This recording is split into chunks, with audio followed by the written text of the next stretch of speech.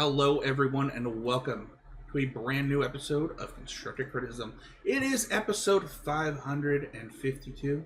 I'm your host, Easy, and I'm joined by one of my best friends, my co-host, Nathan Clark. Hey Spencer, how you doing? I'm excited to talk about some Dragons of Tarkir today. Me freaking too, dude. I find this set to be interesting going in because there seems to be two minds. Either people are like, oh yeah, I love it, a powerful multicolored set, or oh man, the set looks so weak in the standard. It's like very divergent opinions.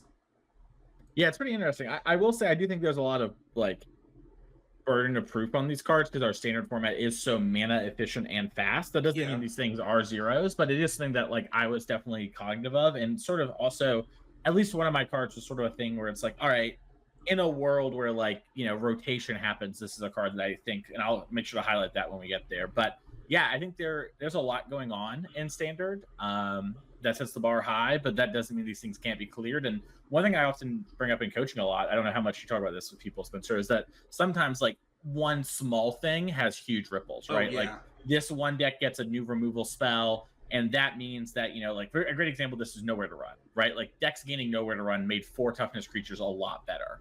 And sometimes there's weird trickle downs that are really hard to see when you're reading over a set. So it's exciting. That's the place where standard most often has these things happen because the bar is so much lower. So yeah, the thing that I wanted to say, kind of not to echo, but to add on to what you just said, is it's also modern season going in, right? So a lot of people are looking at these cards and they're like, oh, the standard is whatever, and it's like, well, most of the time that you're going to play with these cards will actually not be in this standard format.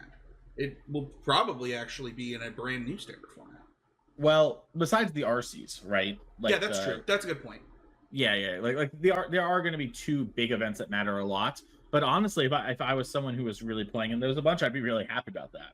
If things don't shake up a lot, I get to practice a lot, especially for us in the States being one of the first RCs.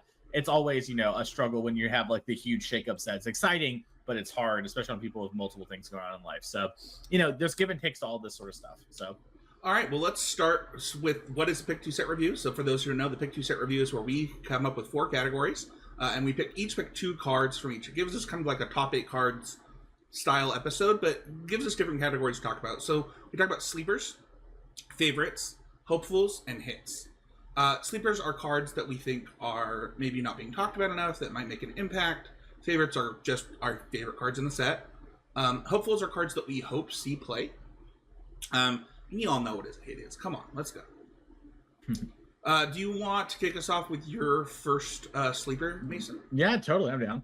So, important to sleepers, I think are I think that I always like to put in categories. This is a card that I could expect to see real competitive play potentially, and it's just being slept on a bit. So this first one is a little out there, but I'm going to defend it here. And this is Sinkhole Surveyor. It's 1 black for a Bird Scout flying 1/3 that has, whenever this attacks, you lose 1 life, and this creature endures 1. Endures is the keyword in this set where you either put a +1 counter on something, where you make a 1/1 white spirit creature token. So the reason I really like this card is twofold. One, I think that it is a growing threat that doesn't involve committing mana, which I really like. Losing life is a cost for sure, but the fact that this outgrows a lot of removal spells after the first attack is kind of nice. Now, of note, it is weak to Nowhere to Run and Lightning Strike, 2 of the better removal spells, and Cut Down before the first activation. But if you do get to connect with it, it does outgrow those quite nicely.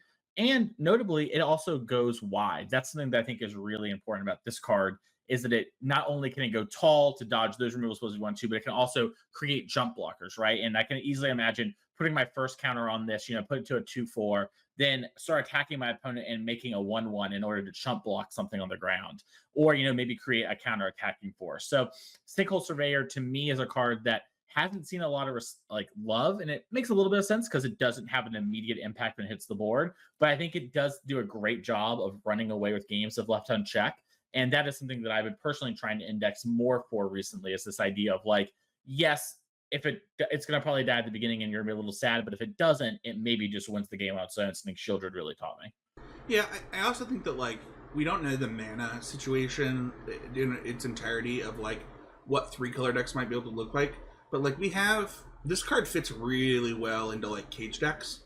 And right now those decks are just green white, but you know, depending on mana situations in the future, this could be a really big player in a deck like that. Yeah, that's a great point. I had not thought about its implication with Cage, and you're right. That deck could easily be like a black-white deck Yeah. or a green-black deck. You know, Yeah. like there's plenty of things in that regard. So yeah, that makes a lot of sense to me. I had not thought about that, but that's a cool angle in this. Yeah. What is your next sleeper? So next up is Avenger of the Fallen. This is 2 and a black for a creature human warrior 2/4 with Death Touch. And then it has Mobilize X, where X is the number of creature cards in your graveyard. I, of course, have to read another new mechanic to y'all. Mobilize is whenever this creature attacks, you create X tapped and attacking 1/1 red creature tokens, then sacrifice them at the beginning of the next end step. So this creature is just a 2/4. It basically is Preacher of the Schism on stats, but when it attacks, it makes a bunch of 1/1s. I actually think there's a couple things like with this card. The first is in that green-black beans deck in standard that sort of fills its yard. This is sort of like an army in the can card that sort of you can play before your graveyard super gets going. So I'm pretty interested in that regard, but also just in decks that have ways to sacrifice things and use the extra bodies that it makes. This potentially makes a lot of bodies and is really hard to beat in combat. You know, my last creature sort of died all the removal spells. Avenger of the Fallen actually dodges a lot of the like conditional removal spells, which I think is super important. Part of why you see Preacher of the Schism around. Obviously, you know, it's not something that gives immediate value, so it's weak to things like this tiny and big enough, but those cards won't be around for forever. And if you're able to have like a black-red sacrifice deck or a deck that really uses graveyard a lot, Avenger of the Fallen is really powerful, but also just in an aggro deck, you know, this is something that I could imagine having as maybe a 1 or a 2 of in my deck, or maybe my sideboard that, you know, against heavy removal-based decks, sort of have this, you play it as like your last thing or your rebuild card post-Wrath. And then now you're attacking them, you know, for 5-6 damage, despite it only being 1 creature. One of the things that I love about cards like this is they're one of those cards that I talked about this in the Patreon Discord actually today at the time of recording, but like cards that have words on them that they don't really say on them. And one of the things that this card says is cares about when you care about die triggers. So like if you have a card that cares about when your things die, and you get to like kill 5 things or like 3 things, that's like big game. Yeah, it's huge. Yeah, I mean, like, I don't think this card's quite good enough for Pioneer, but imagine Mayhem Devil, right? Like, Sure. if Mayhem Devil and this card were in standard, it'd be like, oh my god, like, how do you ever win a game of Magic, right? And so, like, that's obviously the extreme polar end, and it doesn't need to be that good to be something, right? Like you're saying, if you have something that's like, when a creature dies, put a counter on me, right? Something like that is potentially very powerful with Avenger of the Fallen in lots of different ways. So yeah, I am hopeful. I'm sorry, I am hopeful, but also think this card is slept on a good bit when it comes to this card. I've been very impressed theoretically thinking about it. Yeah, my next card is probably just a sideboard card. My first sleeper is basically a sideboard card, but one that I think that people underappreciate the power of Flash, and I wanted to talk about it. And that card is Fresh Start. It is 1 and a blue for an enchantment aura. It has Flash. Enchant creature. Enchant creature gets -5/-0 and loses all abilities. We play all types of 1-mana versions of this card without Flash. These cards have even seen Pioneer play. Personally, like I won a state championship with just the energy version of this card. Like I think this type of card is always slept on, and when they have Flash, it's really good. And this one not only has Flash, but like does the loses all abilities thing. I think this will be a sideboard card that blue decks can go to. Maybe not in this standard, but in the future standards. Yeah, it is sort of like, what does blue removal look like? And it's either bouncing or stuff like this. And this is a pretty good version of one of those effects. There's also like kind of a combat trick, which is sort of nice, right? Like often these cards turn things into 1/1s, right? Or stuff like that, like Witness Protection. And while, you know, this is 2 mana, it does sort of -5 is, I would imagine, often better than 1/1ing something in your sort of deck that actually engages with combat. So yeah, I like this card a lot. I do agree it's like a sideboard card, but yeah, it's cool. My next one is one that I think is a sleeper because people just think it's bad. That's Elspeth Stormslayer. This is legendary Planeswalker Elspeth. If 1 or more tokens would be created under your control, twice that many tokens is created instead. +1, create a 1/1 white soldier token. So that's really great too. 0, put a 1/1 counter on each creature you control. Those creatures gain flying until end of turn. That seems crazy to me. That's 0. And then -3, destroy target creature an opponent controls with mana 3 or mana value 3 or greater, and it comes in with 5 loyalty. Listen, I don't think this card's like breaking the barn doors down or anything, but people saying like, oh, 5 mana unplayable is this is a pretty good 5 mana planeswalker. A fine 2 of in a top end for decks that would want an effect like this. Yeah, I mean, this is an interesting one to me because like I think people are thinking about it in homes of decks like Caretakers right now. I don't think it's like necessarily bad in those kind of decks. It just does strike me as maybe a card that deck wasn't looking for. I could be off. I've played a fair amount of Caretakers, but I do think this card is pretty strong, right? And I do think people are like focusing so much on the passive, and they're like, oh, I need to have other tokeny things. But honestly, I think if you have like one thing that generates tokens that you're pretty happy to play just on rate, like pretend a Fable of the Mirror Breaker type card, right? Something like that. That plus Elspeth is just enough because her plussing to make 2 bodies, right, is more than enough in my opinion. Sort of, +1 make 2 is really good, and we saw in the last Tarkir standard, where like Elspeth plus to make 3 bodies was really good. I think this one's sort of in that ballpark. And then, like you're saying, the 0 is quite nice, and the 3 is definitely nothing to sneeze at, right? Like this could just be the great win condition for a control deck that like actually wins the game. And like you plus twice, and you then 0. What is that? 8 flying damage? Yeah, it's 8 flying damage. It's yeah. so much. Mm-hmm. And that's assumed that there's nothing else that happened, right? Like. Yeah. Because I think people miss a lot too is the 0 says creatures you control, not token creatures. So like your creature lands or any sort of like Lockhorn Whale type card, or maybe I forget its name. Overlord of the Mistmoors is a great card with this card just in general, right? It curves into this protected, also comes down later, even impended, doubles the moths. That's great. So this card I think is totally like this one makes sense to me that like its current price tag, like it looks like a $20-$30 card. I think it's quite nice and standard. Yeah, I agree. Let's go on to favorites, and I stopped myself when I said those basic lands. Yeah, the Dragon lands are cool in this set. That they are definitely pretty awesome. Thank you for putting real cards in your set review, though. By the way. Spectral Denial is 1 blue and X. So blue and X. For an instant, it costs 1 less for each creature you control with power 4 or greater. Target spell, counter target spell unless its controller pays X. So there's a couple things I really like about this card. Stubborn Denial and Syncopate are both cards that I've played. And having them make a little friendship baby is pretty cool.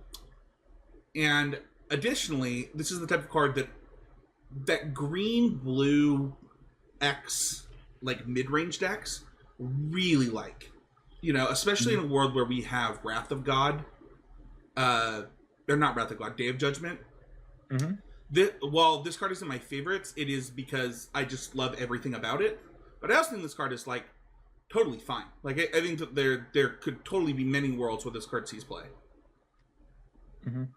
Yeah, I mean basically we've seen in the past where like Syncopate type variants or Clash of Wills. Clash of Will didn't make as much of a splash, but basically like, spend X plus blue to counter something. Unless they pay X, has just been something that has popped up.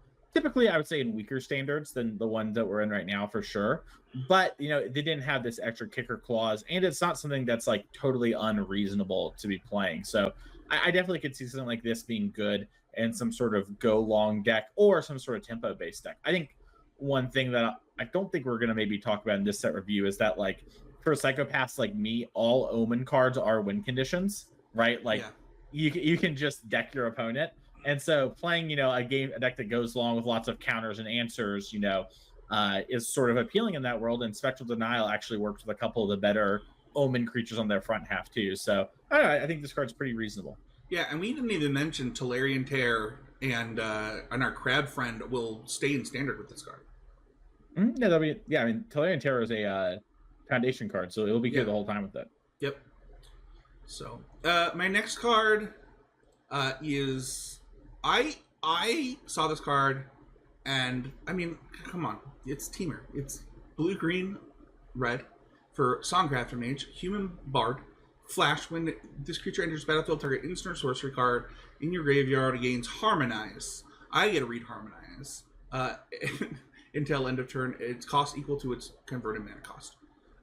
Okay, so it's a spell gains the cost. It is. No, it's an instant or sorcery. Yeah, but you didn't say that part.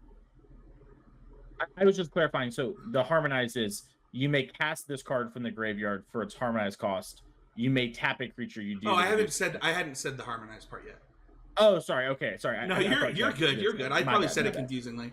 The Harmonize, like Mason was saying, is you may cast that card from your graveyard for its Harmonize cost. You may tap a creature you control to reduce that cost by X, where X is its power. Then exile the spell. Oh, I did say part of it because it's because it does say its Harmonize cost is equal to its mana cost on the card. Sure. That's probably why it was confusing. Okay. So will this card see play? I don't know. No idea. I simply don't know. There are people that think that this is big spell Snapcaster Mage and like big mana creature ramp decks. I don't know. I haven't tried looked at anything like that. But I just think that this card is cool. I think that having a Snapcaster Mage that does this Harmonize thing, which is a really cool mechanic, is sweet. And this is the type of card that I get closer and closer to building a team or commander deck just to own one every day. This card would be an auto include in it. Mm-hmm. Yeah, I think this card's interesting. It strikes me as really close to being good. I just think that the spells that are supposed to go with it is sort of the hard part. But sometimes these things take time to figure out, and sometimes we see cards like Songcrafter Mage now, and in the year they see a lot of play. So I'm excited to see what people do with it, because it is a card that people are definitely excited to buy. It's obviously alluding to Snapcaster Mage, right? And I'm interested to see sort of especially on Pioneer, what do people do with Songcrafter Mage? It's an exciting read. Cool. What is your first favorite? So my first one is Corroding Dragonstorm. This is an enchantment. Whenever this enchantment enters, each opponent loses 2 life and you gain 2 life, Surveil 2. And whenever a dragon you control enters, return this enchantment to its owner's hand. I just like this card. I like the idea of sort of nickel and diming somebody and surveilling a little bit. I don't think it's particularly strong or anything in standard, but I just think it's kind of a cool card. And I like things like this that sort of do a flashy thing, and then when you do something cool, you get to do this again, which is nice. It's definitely not anything, gameplay wise. I spent way too long thinking about this card the other day. I was just is it good? Is it worth it? What do the play patterns look like? And I literally was I don't know. I don't know if it's good.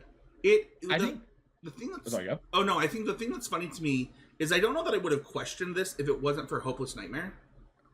Sure. And then I was well, okay.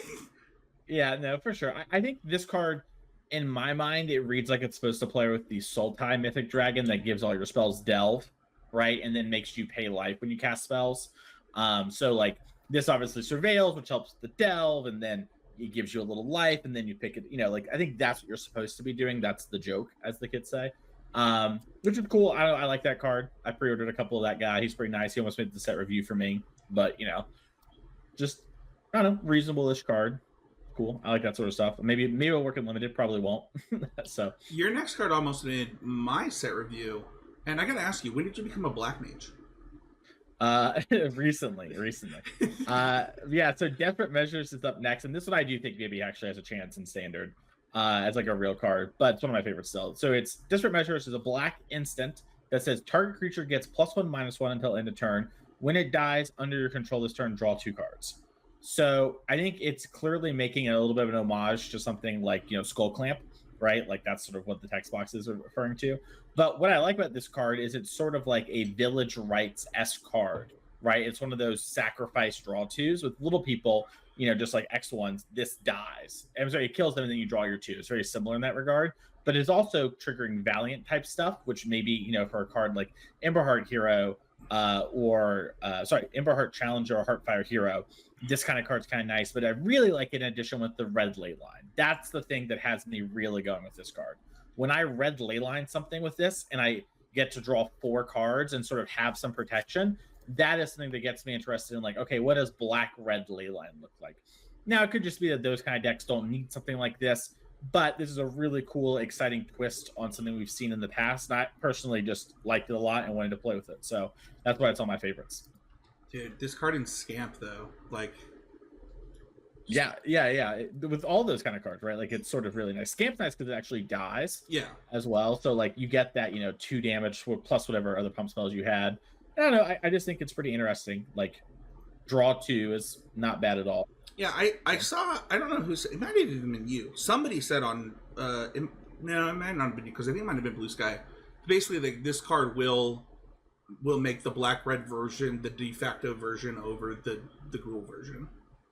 For the Leyline decks? Yeah.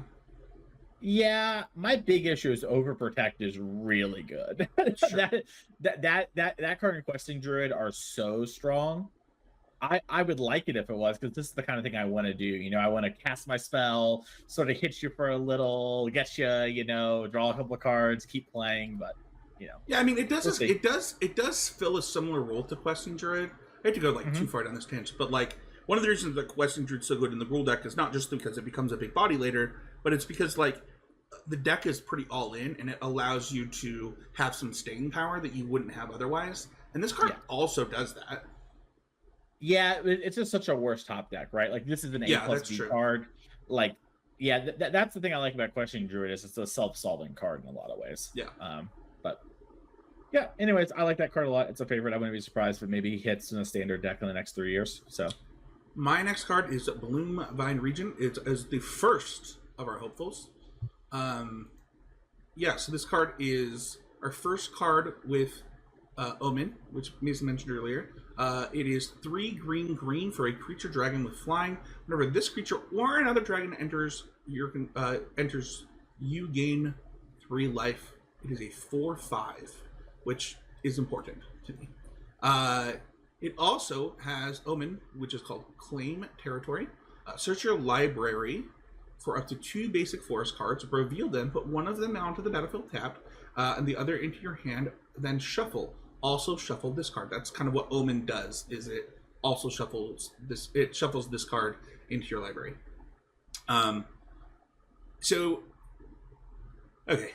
Obviously my favorite potential deck in Standard is Smuggler Surprise decks. This card is another dragon. This card and oh my gosh, why am I forgetting the name of one of my favorite Magic cards? Terror of the Peaks. Terror of the Peaks. Thank you, Mason. You're the best. This and Terror of the Peaks, like, they're very good friends. Also, there were multiple versions of the Terror of the Peaks, the combo decks that were playing other 3-mana ramp spells as their ramp spell that were not hits for their surprise. That's my biggest hope for this card, like, by a lot. But also, like, we've seen Forest Cultivate see Standard play in even multicolor decks before. And I think that card historically has precedence, and I hope that we are in a format with that and a Forest version of Rampant Growth, that we've gotten to a point where, like, maybe the mana is good enough that we play enough Forests to enable these cards and can play like a traditional ramp deck that Spencer loves so much. Yeah, I think my big issue with all of these sort of like many creatures is that both sides are like ever so slightly better than like the mana curve test or whatever, right? Let's just say on the creature, and then the backside is like kind of costed as a pass spell, right? Like Mrs. Pilgrimage is the example here, or Cultivate. You could argue, obviously, this only gets forced. I think it is strong, but my real question is sort of like, in your mind, is this a card that's like strong, like once we lose some of the like super low to the ground stuff? Because I just that's where it always I get. I think 100% of the decks that play Smuggler Surprise for the rest of the time Smuggler Surprise is in Standard will play this card. I think that is how good it is. Sure, but Smuggler's Surprise's bar is so low, right? Because Well, it's like such a bad deck. That's like the problem. yeah, I mean, like Yeah. obviously, the bar is low, but it is why it's a hopeful for me, right? It's like Sure, yeah. I hope guess that I this more... pushes the quantity that is needed for that deck, and the fact that it gains life for it and another dragon, giving you more time. Like the problem with Smuggler's Surprise decks right now is like they become worse against bounce, right? This card's actually not that bad against bounce because it has a cheaper version to progress the game and it gains you time. And I think that, like, for me, this is one of the first cards that I'll be testing with on the 8th. And the cards that, if I ever did another program, that I would be testing with right now. And I really do believe that this card, I don't know that I believe it. I believe that this card is very good in that deck. And I also think that, like, mono green ramp is something that they've been trying to at least, like, push in some way. Now, that deck, I don't believe has any chance in the current world that we're in. But I do think that it could be something after rotation. Gotcha. Okay. Yeah, that's what I was more curious about. Was like, is this a card that you're really hopeful for in like 6 months or for now? You know what I mean? I mean, for me, both, because I try surprise every set. So, sure. But who knows? Who knows? Yeah. Surprise is very good against domain for what it's worth. So it makes me excited to like try it to see if this pushes other cogs, if that makes sense. So, my next favorite is one that if I didn't put on the list, everybody would ask if I was like kidnapped and like would have to blink some number of times. So I put it on there for that reason. It's Temur Battlecrier. It is a blue and a red. It is a Orc Ranger creature. It is a 4/3, and during your turn, spells you cast one less for each creature you control with power 4 or greater. So it itself makes all your spells cost one less, and it is a 4/3 for Temur. This card's cool. Like, I don't know that it's like a total banger, but like could be a really good role player in like large Temur mid-range decks. I think the 3 toughness really hurts me. Like I think that they did that on purpose because it was too good as a 4/4, but it probably was originally. I would have really liked to see this as a 4. Mason, you're the game designer guy in the chat. Like, would it really have been that good as a 4/4? I mean, it wouldn't die to removal, right? like a lot of the like you balance on those things, right? But like here's the real question: do you think like you probably wouldn't get this text box the way it was at a 4/4, right? So it's like, well, that's what do I you want. Yeah, but like that's not you. Like you have to make costs somewhere, right? So like I think this card's pretty cool. I don't know, like I don't know enough about like the set and what's going on, but I can totally see where this card is too good, or maybe like something in that range if it does dodge a bunch of the removal spells. So like he gets to be strong because it does die to removal, so he gets the checks and balance. Yeah, obviously its effect is really powerful, but it's also just pretty fragile. Yeah, totally. So, yeah, that I mean, it's a Temur large creature that makes other things cost less. Like, this is exactly in my wheelhouse. Obviously, it was one of my favorites. I guess not obviously for new listeners, but like I'm a huge, Temur big stuff guy. So, what is your first favorite? Yeah, so my first one is Ureni, the Song Unending. I believe is how you say this card's name. It is a dragon, for 5, and then Temur, so green, blue, red. Legendary creature 10/10. It has protection from white and black, and when this enters, it deals X damage divided as you choose among any number of target creatures or planeswalkers your opponent control, where X is the number of lands you control. So this is interesting. It's sort of this big thing that like you kind of want to cheat into play in theory, because it's like, oh, it's a 10/10 with protection from white and black. That's a lot of the removal that could easily answer this card. Obviously this town ain't big enough is something that's a problem for this, but we'll deal with that later. But if you cheated in on less lands, it does a lot less, right? It does dodge the win cast, which often these sort of cards have. So it will still do something if, let's say, you cheated in for like 3 or 4 mana somehow. it does only do 3 or 4 damage. So I don't know. This card's really cool to me. It incentivizes you to play a ramp deck in a really cool way, and Yeah. like in the late game, just pays you off a bunch. Like you draw your ramp spells. Okay, well that wasn't what I wanted, but now if I draw this card, it still hits even harder. Just really cool. I hope this thing I get to play with. It looks like an awesome card. I realized that I put 3 favorites on my list instead of hopefuls. Hmm. I just realized that. Okay. Yeah, I am also hopeful for this card because that's where we are, and I think that this card's really cool. This is another one where like it looks like it's statted so interestingly. So first of all, I really think that I don't know if like this is clear, but protection from white and black seems very on purpose. Like they're the two things that can kill big creatures really easily. And like, in order for blue to get rid of this, like it would have to bounce it, which it probably doesn't want to do. And in order for red to get rid of it, it would have to use, 3 removal spells. So, it is protected in the right ways. I just worry that like I say this as I talk about how much I love ramp cards. I just worry that we are past the point of like land ramp being the very best thing to ramp with. Obviously, like Overlord still puts lands into play and stuff like that, so that's really cool. But I wonder if we'll get some like a Boreal Grazer type effect to like make land ramp like really good in the future. Yeah, maybe it will be interesting to see sort of how they want to explore that space coming up. Yeah. What's your next hopeful? My next hopeful is Auroral Procession. Excuse me. I thought I was saying it wrong at first and corrected myself, but I was right. It's blue and a green for an instant, and it's return target card from your graveyard to your hand. It's just a regrowth for blue-green. Cool. It's so cool. It's super dope. This is the kind of stuff I like to do a lot of.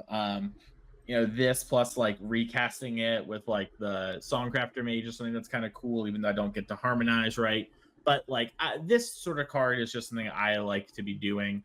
And yeah, I know it is almost in my favorites, but I'm sort of hopeful that we get to play something like this. And sometimes these sort of cards can lead to really weird and interesting builds. So I agree. And also like speaking of cards that would instantly go in my team or commander deck that I would build, an instant regrowth is definitely one of them.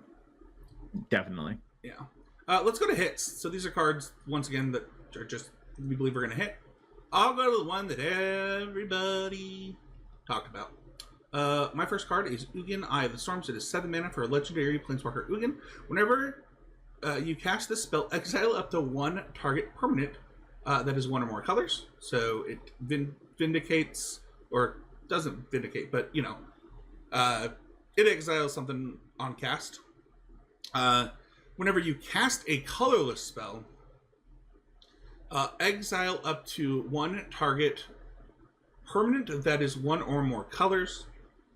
It comes in with 7 loyalty. Its +2 is gain 3 life, draw a card. Its 0 is add 3 colorless, specifically. And its a -11 is search your library for any number of colorless and online cards, exile them, then shuffle. Until your end of turn, you may cast those cards without paying their mana costs. Okay. So, is this the second 5 ability Planeswalker to hit Modern Constructed? I don't know, to be honest. Maybe. I don't know. I think that there was a Nicol Bolas with 5. The flip one? That one had 4. Okay. Well, then this might be the first 5 ability Planeswalker.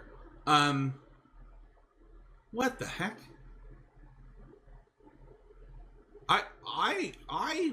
I read this card multiple times, Mason. Multiple. I was like, I'm missing something.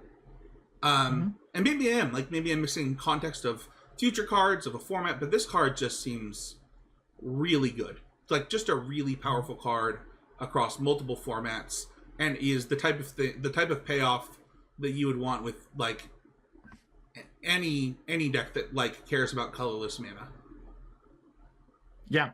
I mean, if your deck cares about color spells a lot, this is great. I think this potentially even has a home in like future standards where like ramping into this and any other like different dragony sort of big thing can easily take over the game, even if it's just, this is a card that kills something when you cast it and draws you some cards, gains you some life, and maybe gives you a little bit more mana on future turns. Like I don't think you need to be terminating with this card all the time in lower power formats for it to be good. But in higher power formats like modern, it definitely actually like plays out pretty powerfully with like cast, kill something, 0 probably play something, kill another thing, pass being like a very potent play pattern. Yeah, I think this card is part of the future of Magic for a long time. So, my next hit is, I almost put this as a sleeper, but I feel like enough people are a fan of it that I couldn't. And that's Glacial Dragon Hunt. This card is a red and a blue. It's a sorcery. Draw a card, then you may discard a card. When you discard a non-land card this way, Glacial Dragon Hunt deals 3 damage to target creature. And then it has Harmonize for 4, a blue, and a red. This card seems really good. Like really, really powerful. Pioneer playable. One of the cards I'm most excited to play with and brew with in Standard. I think this card is really good. I love modile cards like this, and what I mean by that is, you don't have to discard a card for this card. It can just be draw a card. You can just cycle it, and then have it have flashback. I think this card's really sick. Yeah, I would say I'm lower on this card than most. Like, it makes sense to me in like the pioneering type stuff where like, drawing and discarding can be like setting up a reanimating type thing, right? It makes sense. Or graveyard synergies to me makes a lot of sense. But yeah, I don't know. I guess every time I read this card, it's something feels quite often. I have a hard time like verbalizing it. It might just be me. You know what I mean? Like maybe I'm just not seeing it or whatever. Happens all the time. Maybe I'm addicted to value, Mason. Yeah, maybe. Yeah, I don't know. The classic Hinterfather quote is Magic players are addicted to value, and this card can present a lot of it. Yeah, it definitely can. And like, even in the late game, even if you just like rip it off the top or like you're flooding out and you like want to, you draw a land and then you like play this and you discard the land still and keep the spell that you want to cast. Like it is still just kind of good as like looting or whatever. And then like getting that back in the late game again can be nice. So like, I definitely see parts of it. I don't know. It's an interesting card, right? Like it's an interesting one. You're way lower on it than me. I think this card's a banger. Yeah, this one is maybe my black spot in the set review, but I guess I would just be a little shocked if this was good all the time. But we'll see. I don't know. I might just be totally wrong. Maybe it's just super great. I can definitely see it in like Pioneer, like that sort of. I feel like there's the infrastructure in place there. Your 2 hits are both some that I would have considered also. Let's start with your first one. Yeah, so Descendant of Storms is a creature human soldier for white, and it's a 2/1. And whenever this creature attacks, you may pay 1 and a white. If you do, it endures 1, which once again is either put a counter or make a 1/1 spirit creature token. This is very similar to, I believe, Legion of the Fallen or Usher of the Fallen, excuse me. That one made a tapped attacking creature. This one obviously either grows itself or makes a not attacking token. But just a white 2/1 with like you're flooding out in your aggressive deck, and maybe you have some mana that you don't really need to spend anywhere else. Having this grow or make another body for the next turn is great, and just sort of a very boring but very, I think, solid card for standard formats, and potentially maybe Pioneer. I doubt it. I don't think this one out competes the other ones, but maybe it does. That could be like a one of. I have this on I have a playables list that I started for this set, that I sometimes do for the patrons, and I have this card listed as standard playable. I didn't say Pioneer, and I just say one of the best white drops you could ask for. Like, I don't think you can ask for a lot more than this in a 1-drop at uncommon. Like, I think that this is one of those. I really like something you do, Mason, in these pick 2s where you'll often pick like a very good role player as one of your hits, because those are the cards that impact standard so much. And this one seems to me like, we don't have like white aggressive decks like that are white based very much, and this one could tip that scale. Yep. Yeah, I definitely see it sort of going that home. And then the next one is, well, actually, the last one here today is United Battlefront. It's 3 and a white for a sorcery. Look at the top 7 cards of your library. Put 2 non-creature, non-land permanent cards with mana value 3 or less, pummeling them on the battlefield. Put the rest in the bottom of your library in a random order. One way to look at this is sorcery collected company that gets non-creatures. And technically non-lands is an important thing to know. And this card can't just be a ramp spell as well. This one I kind of like. Yeah, if it could. I like it a lot in a couple different places. I think the obvious one is things like, oh, grab temporary lockdown. That's enough. Maybe even like an up the beanstalk. Get a trigger or whatever. And just in general, like cards like up the beanstalk and maybe being able to like set up other enablers is kind of cool. But I'm interested as well with things like Nowhere to Run and Storm Chaser's Talent and things like that. Even if it isn't the current bounce deck that we know, or the current home for those cards, this sort of card strikes me as something that can reach back to Pioneer and potentially enable powerful things. And really, I think you could argue this should be a sleeper in my mind, because I don't have it like quite as clear where it's going to land, but it does such a powerful and such a unique thing that I think it very easily, in my mind, lands as a hit, even though it's maybe a little less clear than a lot of other hits. I think that also we're both in a very large standard, which makes this card more powerful. And then additionally, the larger that Pioneer gets, the better cards like this get. One of the things, it's funny because it's kind of the opposite of what you say about, creatures, they don't have that big of a fail rate. But like Collected Company decks, while they've been good, sometimes fall to the wayside due to the fact that they're creature-based decks. Whereas this is putting in probably pretty hard to kill permanents, which is kind of a boon to it in some ways. And the other thing that I really like about it is it makes you build your decks in interesting ways. How do I present pressure with a card like this? How do I protect myself with a card like this? How do I make the game about this card while maneuvering in other ways? And I think that's really interesting. Yeah, I definitely agree. Well, that is going to do it. What are your final thoughts? Like, did we hit like some of the bangers? Did we miss anything? I don't know. Like I said, I think there's a lot of burden of proof on this set. I think there are definitely some cards we could have talked about that we didn't get to. Abe couldn't make us this week for the set review, so we sort of lost a third of our potential ability to talk about cards, just with the way we do set reviews. But I think we hit a lot of the ones I think people are interested in. Excuse me. And I'm excited to see sort of how the set plays out. I hope that I'm wrong. I always want the set to be exciting and great for lots of players. So, well, that is going to do it for the pick 2. You can check out our sponsors at Mana Traders. Use the code CCMTG2 this month. That's CCMTG2. It helps us out a ton. Mana Traders is something, I'll just say it this week, like it's something that I've been using for a very long time. It's how I record Constructed Clash. Shout out to that video that's coming out this week. I just think that it's one of the best services in Magic, and it's always fun to me when people talk about how expensive it is for a service, when Magic is just like a really, really expensive game. And I just think that like it saves me a ton of money. When any time that I need to test on Moto, it saves me more money than I could ever express. So, and then Untap.gg, it's the #1 deck tracker for Arena. Use the link in the description below. It helps out the show a ton. We get a kickback every time you do it. They have, you just need to sign up. And then also they have a premium version that's really cool.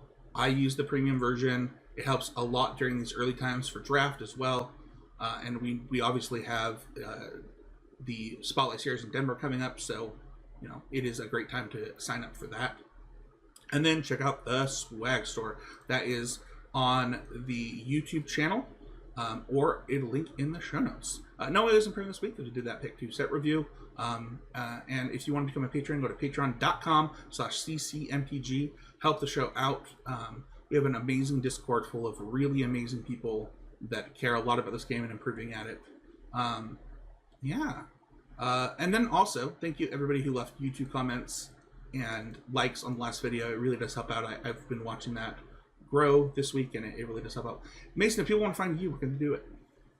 You can find me over on Twitter at Mason E. Clark. You can find me at twitch.tv/TheMasonClark. And if you're interested in coaching, you can reach out via the Twitter we talked about earlier, or you can email me, masoneclark@gmail.com. You can put coaching in the description. Spencer, what about you? If you're watching on YouTube, you can find me on the Black Pearl. I have enlisted. Other than that, you can find me at Spencer13H on Blue Sky.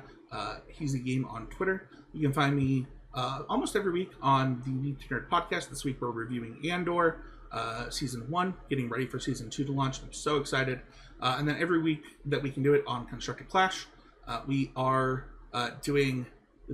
I think that it will probably come out before this, so it should be on the YouTube channel. But you can watch Matt Kling pilot the Kethis combo deck in Modern versus 5-color Zoo. And Mason, I gotta say, if I was going to Denver, I might just switch to the Modern event and just play Kethis combo. I think it's that good. That is going to do it for this week. Don't forget to check out Abe at More Nothings, or email him at morenothings.com coaching. We'll see you all next week with a brand new episode of Constructive.